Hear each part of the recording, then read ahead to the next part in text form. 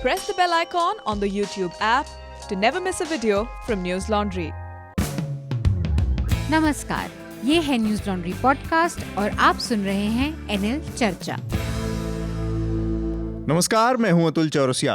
आपका खर्चा आपकी चर्चा हफ्ता दर हफ्ता हम एक बार फिर से लेकर आए हैं न्यूज लॉन्ड्री का हिंदी पॉडकास्ट एनएल चर्चा। आज हमारे साथ चर्चा में 3 खास मेहमान जुड़ रहे हैं 3 अलग अलग जगहों से। हमारे साथ वरिष्ठ पत्रकार अजय ब्रह्मात्मज जी जुड़े हैं बॉम्बे से। अजय ब्रह्मात्मज जी ने लंबी पत्रकारिता की है, विशेषकर फिल्म इंडस्ट्री से जुड़ी रिपोर्टिंग और फिल्म इंडस्ट्री से जुड़ी तमाम चीज़ों पर लंबा इनका अनुभव है काम करने का। इसके अलावा हमारे साथ फिल्म समीक्षक मिहिर पांड्या हैं, युवा हैं मिहिर, और काफ़ी फिल्मों के ऊपर इनका शोध पर काम रहा है, लिखते पढ़ते रहते हैं फिल्मों के बारे में। इन दोनों मेहमानों को हमारे साथ जुड़ने का एक मकसद है। मकसद ये है कि बीते 2 दिनों में बहुत ही गमगीन घटनाएं हुई हैं हमारे सामने। बहुत ही असमय हमारे बीच से 2 कलाकारों का जाना हुआ है। इसमें इरफान खान हैं और इसके अलावा आज ऋषि कपूर का जाना हुआ। तो इनसे जुड़ी बातों पर, इनसे जुड़े जो वाक़े हैं, किस्से कहानियां हैं, उन तमाम चीज़ों पर बात करने के, इनके व्यक्तित्व पर, इनके फिल्मी करियर पर और तमाम चीज़ों पर बात करने के लिए हमारे साथ ये दोनों लोग जुड़े हैं। इसके अलावा हमारे साथ न्यूज़ लॉन्ड्री के हमारे अपने स्तंभकार आनंद वर्धन हैं। आनंद, आपका भी स्वागत है और आप बाकी दोनों मेहमानों का भी स्वागत है। नमस्ते। तो हम अपनी चर्चा को आगे बढ़ाएं उससे पहले मैं सरसरी तौर पर एक बार जो इस हफ्ते की महत्वपूर्ण घटनाएं थी उनके बारे में उनका जिक्र कर दूं। एक तो जिसका जिक्र मैंने किया कि इरफान खान का 54 वर्ष की अवस्था में, उम्र में निधन हो गया। उनको एक बहुत ही दुर्लभ किस्म का कैंसर डिटेक्ट हुआ था, न्यूरो एंडोक्राइन उसका नाम है, जिसका कोई इलाज अभी तक खोजा नहीं जा सका है, जिस पर बहुत ज़्यादा शोध नहीं था, और वो उनको था। इसके अलावा हमारे बीच में जिनको कहा जाता है बहुत सदाबहार अभिनेता थे ऋषि कपूर। कपूर ख़ानदान एक मशहूर फिल्म इंडस्ट्री से जुड़ा परिवार है और उसमें मेरे ख्याल से जितना हम लोग फिल्मों को देखते समझते रहे, पूरे ख़ानदान में सबसे लंबा करियर, फिल्मी करियर रहा जिनका, और सबसे सफल कह सकते हैं जो अब तक रहे अभिनेता रहे, उनमें ऋषि कपूर का नाम है। ऋषि कपूर हमारे बीच में नहीं रहे। वो भी कैंसर की बीमारी से काफ़ी समय से पीड़ित थे, उनका इलाज भी चल रहा था, तो वो भी हमारे बीच में इन्हीं एक दिन आगे पीछे इन दोनों अभिनेताओं का जाना हुआ। इसके अलावा पिछले हफ्ते पालघर में जो लिंचिंग की घटना हुई थी, उस मामले में अब वहाँ के जिस थाने के समस्त पूरे पुलिस डिपार्टमेंट को वहाँ से ट्रांसफ़र कर दिया गया है, सस्पेंड किया गया है। बड़ी कार्रवाई की है वहाँ के मुख्यमंत्री उद्धव ठाकरे ने, और तो इस पर भी हम बात करेंगे। और इस घटना से जुड़े एक मीडिया का जो पहलू था, जिसमें अर्नब गोस्वामी का एक शो बहुत चर्चा में रहा, बहुत ही विवाद उसको लेकर उत्पन्न हुए, और उसके बाद उनके खिलाफ बहुत सारे FIR देश भर में दर्ज हुई, और उसके बाद सुप्रीम कोर्ट में भी वो मामले की सुनवाई को लेकर गए और उनको महाराष्ट्र की पुलिस ने पूछताछ के लिए बुलाया और 12 घंटे तक उनको पूछताछ के लिए रोके रखा। तो इस पहलू पर भी हम चर्चा करेंगे और बात करेंगे, देखेंगे कि इसके क्या क्या और पक्ष हैं। इस बीच में एक अमेरिका से जुड़ी, हिंदुस्तान से जुड़ी अमेरिका की खबर आई है, जो कि वहाँ पे एक US commission on international religious freedom नाम की जो संस्था है, उसने भारत को ब्लैकलिस्ट कर दिया है। धार्मिक स्वतंत्रता जैसे के मामले में भारत की स्थिति को ख़राब बताया गया है। तो हम इस पर भी कोशिश करेंगे, बात करेंगे। और इसके अलावा लॉकडाउन की स्थिति पूरे देश में लगातार चल रही है। अभी जब हम बात कर रहे हैं इस समय, तो मैं एक आंकड़ा आप लोगों को दे दूं कि पूरी दुनिया में अब तक जो आंकड़ा है कोविड-19 से पीड़ित लोगों का, वो 31,93,000 यानी करीब 32 लाख को छू रहा है।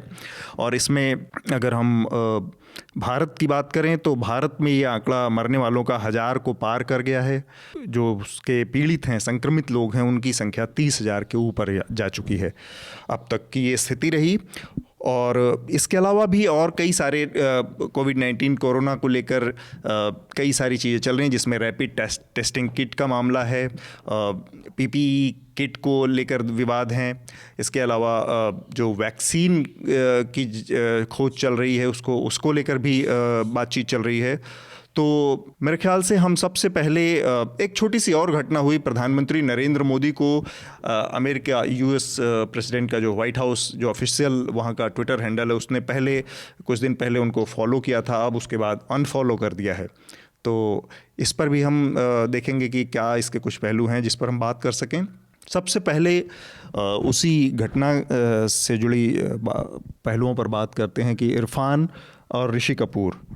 तो मेरे ख्याल से हर आदमी के पास अपनी इस तरह के मौक़ों पर एक एक कहानियाँ होती हैं बताने को कि किस तरह से वो उसको देखते हैं। चूँकि अजय जी हैं और अजय जी ने बहुत लंबा समय काम किया है, मेरे ख्याल से इरफान उनके बहुत व्यक्तिगत मित्रों में थे जिनसे उनका एक बहुत ही खूबसूरत इंटरव्यू है जो मकबूल के आने के बाद उन्होंने लिया था, जिसमें इरफान और उनकी पत्नी सुतपा दोनों साथ साथ बातचीत कर रहे थे। अजय जी, एक तो ये कि इतने करीबी आदमी के दोस्त के मित्र के जाने का बतौर अभिनेता के अलावा भी क्या मायने हैं आपके लिए? जैसा कि मैं कह रहा हूँ लगातार कि एक मेरी निजी क्षति है ये, अपूर्णीय जिसको कहते हैं वैसी क्षति। और कल ये सदमा मेरे लिए बहुत ही बड़ा इसलिए भी रहा हादसे की तरह कि मैं वहाँ जा नहीं सका मुंबई में रहने के बावजूद। जी, लॉकडाउन जो स्थिति पैदा की है और निजी दिक्कतों की वजह से, साधनों की कमी की वजह से मैं वहाँ पहुँच नहीं सका। तो इस बात का अफसोस तो कहता जिंदगी रह जाएगा, अब उसका कुछ नहीं किया जा सकता। लेकिन इरफान एक ऐसे व्यक्ति रहे हैं हमारे लिए जो बाहर से आए कलाकार जिनके प्रति मेरी एक खास रुचि रहती है। हमेशा मैं उनमें इंटरेस्टेड रहता हूँ, थोड़ा बहुत पूर्वाग्रह भी मेरा रहता है उनके प्रति। लोग ऐसा मानते हैं कि मैं उनको लेकर के बहुत ही फेवरिज्म करता हूँ मैं, और मैं इससे कहीं भी इनकार नहीं करता जी। इस बात से, क्योंकि जैसा जमाना चल रहा है उसमें अगर उत्तर भारत से लोग आते हैं और उनको यहाँ दिक्कतें हो रही हैं, तो लोग जो यहाँ पहले से मौजूद हैं और यहाँ के गलियों से, रास्तों से, तरीकों से, ट्रैफिक से वाकिफ हैं, तो हमारा कर्तव्य बनता है कि हम समय रहते उनको ट्रैफिक बताएं कि कहाँ जैम है और कहाँ से रास्ता मिल सकता है जी। तो इस हिसाब से भी। और उनके अनुभव, उनके मेरे लिए तो पर्सनल एक्सपीरियंसेस होता था। जब भी मैं उनसे मिलता था तो मैं वहाँ से समृद्ध होकर लौटता था। उनके निजी अनुभव, और निजी बहुत छोटे छोटे अनुभव इतने विस्तृत होते थे और उनसे फिल्मों की समझदारी भी बनती थी। और सचमुच अगर आप किसी फिल्मी व्यक्ति से बगैर लाग लपेट के और किसी प्रलोभन के मिले, कोई एजेंडा ना हो, तो जी आपको बहुत सारी बातें उनके निजी अनुभव से जो किताबों में नहीं होती। ठीक बात, उनके अंदरूनी व्यक्तित्व में झांकने का जो मौका होता है, हाँ, ये वो तो मिलता ही है। प्लस उनके अपने अनुभव को जो ऐसे आप 25 बातें करके सुनेंगे और सीखेंगे, वो उनके अनुभव से तुरंत जो सोहबत का एक फायदा होता है, संगत का एक फायदा होता है। मैं जैसा सब जानते हैं मैं जेएनयू का पढ़ा हुआ हूँ, और सोहबत संगत का असर हमने देखा है वहाँ पे गंगा ढाबे पे बैठ करके। तो वो लगता था ऐसा कि हाँ फिर से गंगा ढाबे पे बैठ गए हैं, फिर से वैसी एक महफिल में बैठ गए हैं जहाँ लोगों का कोई एजेंडा नहीं है, वैसे हैं, बातें हैं, झगड़े हैं, अपने तर्क हैं। और ऐसा होता रहा है इरफान के साथ। तो अब तो मुझे शायद वैसा एक दो लोग और हैं जो उसी एनएसडी से आए हुए हैं, थिएटर से आए हुए लोग हैं, उनसे लगातार बातें होती हैं। और मैं खुद को भी करेक्ट करता रहता हूँ उन लोगों से कि ज्यादा जो ये दुष्प्रभाव है मेन स्ट्रीम जर्नलिज्म का, मेन स्ट्रीम कलाकारों का, मैं उनके प्रभाव में आ जाऊं, उनसे थोड़ा बचा रहूं। तो ये मेरे जिसको कहते हैं ये चुटकी लेते, क्या कहते हैं उसको, ग्राउंड रियलिटी से परिचित कराते हैं, और मैं सचमुच सावधान रहता हूँ। तो ये मेरे लिए तो निजी तौर पे बहुत ही बड़ी क्षति है। जी जी। आइंदा मैं ऐसा कुछ नहीं कर पाऊंगा, नहीं मिल पाऊंगा ऐसे। मिहिर कोई राय दे सके जी। मिहिर, मेरे ख्याल से मिहिर से भी इस समय बात किया जाए। मिहिर, आप इरफान को कैसे देख रहे हैं, देखते हैं? क्योंकि एक टाइम पे मैंने देखा है कि आप जब फिल्मों के रिव्यू लिखा करते थे उस समय इरफान के अदाकारी, हालांकि बहुत सारे लोग हैं, ये बात सब बहुत सारे लोगों के बारे में कही जा सकती है, फिर भी मैं कहूँगा कि आप उससे बहुत ही उनके जो उनकी जो एक्टिंग जो कला थी, उनकी कला और उनके व्यक्तित्व, उन सबसे बहुत प्रभावित हुआ करते थे। बिल्कुल अतुल, ये हम ये इस स्थिति में तकरीबन 2 साल से ही आ गए थे। ये मैंने कल भी बात की कि हमको अंदाज था, शायद डर था इस बात का हम सबके मन में कि ऐसी कोई खबर हमारे पास में आ सकती है, और इस लॉकडाउन में खबर आएगी इस बात के लिए शायद हम तैयार नहीं थे, लेकिन जिस तरह की बीमारी उन्हें थी और जिस तरह की खबरें हम तक पहुंच रही थी, ये डर हम सबके मन में, आशंका हम सबके मन में बनी हुई थी।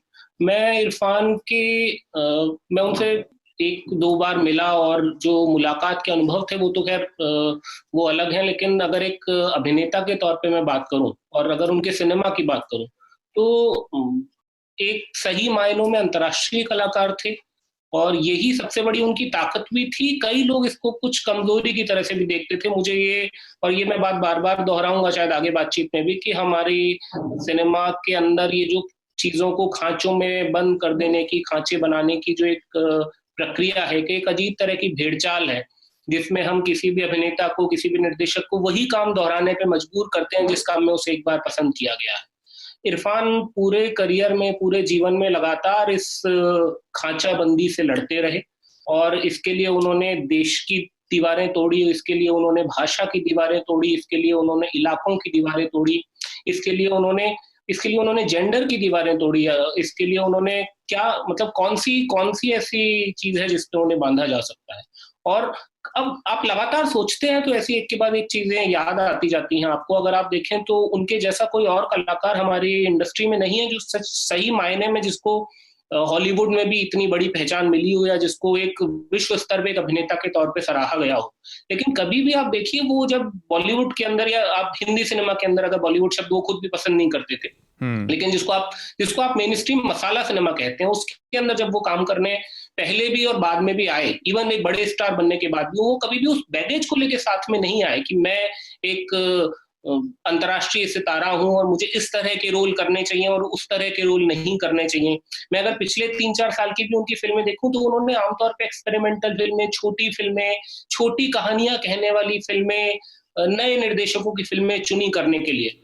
ये बात सही है कि आज से 20 साल पहले शायद बहुत बड़ी बात नहीं थी, क्योंकि इरफान शायद चॉइस करने की स्थिति में नहीं थे, लेकिन पिछले 10 साल में तो इरफान बाकायदा चॉइस करने की स्थिति में थे। हाँ। और वो एक लीडिंग स्टार थे हमारे सिनेमा के, उनपे इंडस्ट्री पैसा लगा रही थी, और ये बहुत मुश्किल से मिली स्थिति थी, लेकिन ये स्थिति आ चुकी थी अब हमारी इंडस्ट्री के अंदर। उसके बावजूद इरफान नया काम करने को बेचैन थे, वो किसी इमेज में अपने आप को नहीं बांधना चाहते थे। और ऐसा नहीं है कि हमारी इंडस्ट्री ने उनको इमेज में बांधने की कोशिश नहीं की, कई ऐसी फिल्में हैं जिनमें वो एक औसत पना दिखता है, लेकिन उसके अंदर भी आपको दिखेगा कि वो औसत से कमतर फिल्मों के अंदर भी इरफान कुछ ना कुछ चमक छोड़ के जाते हैं, कुछ ना कुछ वो अपनी तरफ से, उनकी ईमानदारी में कमी नहीं रहती, अपनी छवि, उनकी अपनी एक्टिंग से कुछ न कुछ नया दिख जाता था, उसको समृद्ध करते थे।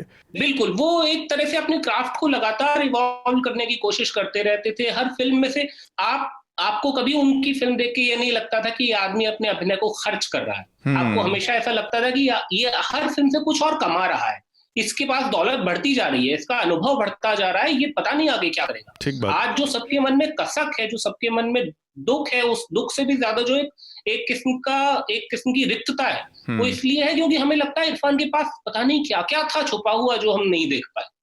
ये मुझे नहीं लगता आज के दौर के किसी और कलाकार के बारे में हम इस तरह सोच पाते हैं। मैं एक ये बात हमेशा, और अगर आप देखें कि उन्होंने एक तरह से अपनी इमेज को किसी दायरे में नहीं बंधने दिया, लगातार मैं ये बात कहूंगा कि वो किसी खास तरह की भाषा, किसी खास तरह की छवि, किसी खास तरह की बोली में टाइपकास्ट होने से हमेशा बचने की कोशिश करते रहे। अजय जी भी चूंकि हमारे साथ हैं, एक चीज देखी हमने अजय जी कि जो कि बहुत ही रेयर घटना हो चुकी है आज के समय में, और वो ये है कि इरफान के जाने के बाद एक तो ऐसे तमाम लोग हैं, जैसे उनमें मैं अपने को खुद भी रखता हूँ, कि जिसका कोई सीधा संपर्क नहीं था, कोई हमारी बातचीत नहीं, कोई कभी मुलाकात 1-2 हैं, लेकिन वो ऐसे ही कि बतौर पत्रकार और अभिनेता के जो एक औपचारिक मुलाकातें होती हैं। ऐसे स्थिति में सबके अंदर एक कसक ये रह गई कि कोई ऐसा आदमी चला गया जिसका मुझे दुख हो रहा है। तो एक तो ये जो छवि थी ये कैसे, और दूसरा ये कि अक्रॉस द पार्टी, जो मैंने कहा कि बहुत दुर्लभ हो गया है, सब तरफ से इरफान को लेकर एक पछतावा, एक निराशा की चीज़ आई, जो कि आमतौर पर आज की तारीख में बहुत दुर्लभ हो गया है। पाले में बांट देना चीज़ों को, खांचे में बांट देना, उसमें भी इरफान उन सब से ऊपर जाते दिखे। तो इसको आप कैसे देख पा रहे हैं अजय जी? और उसके बाद फिर हम आनंद को भी देखेंगे कि अगर आनंद जुड़ गए हो तो उनकी भी टिप्पणी लेंगे। मैं कल से इस बात पर सोच रहा हूँ कि ऐसा अगर इरफान खुद देख पाते कि उनकी कमी कैसे महसूस की जा रही है जी, तो शायद जो जिंदगी में उनकी थोड़ी बहुत दुविधाएं थी अपने लोकप्रियता को लेकर के, और थोड़ा जो एक विभ्रम भी था उनको कि शायद मैं पसंद नहीं किया जाता हूँ इतना आम दर्शकों के द्वारा। आज जो दिख रहा है चारों तरफ से, वो ऐसा लग रहा है कि वो कुछ भी करते तो लोग उसके लिए एक्सेप्ट करने को तैयार रहते। जी जी। ये एहसास जो आज उनके प्रति एक भावुकता से अलग जाकर के भी सारी चीजें दिख रही हैं। माफ करें, आज ही ऋषि कपूर का भी देहांत हुआ है। जी जी। और आप देखें, मैं किसी प्रकार की तुलना नहीं कर रहा हूँ, लेकिन ऋषि कपूर हमारे बहुत ही पॉपुलर अभिनेता हैं, मेन स्ट्रीम अभिनेता हैं, कपूर खानदान के हैं, इंडस्ट्री की पहली जो पीढ़ी है, पहला खानदान है, उस परिवार से आते हैं। बावजूद सोशल मीडिया और समाज में प्रतिक्रिया किस तरह से भिन्न है। हाँ, ऐसा इसलिए है कि एक जो जन अभिनेता होता है और एक जो पॉपुलर और लोकप्रिय अभिनेता, दोनों में जो फर्क दिख रहा है वो इरफान के जाने के बाद हम महसूस कर पा रहे हैं। ठीक बात।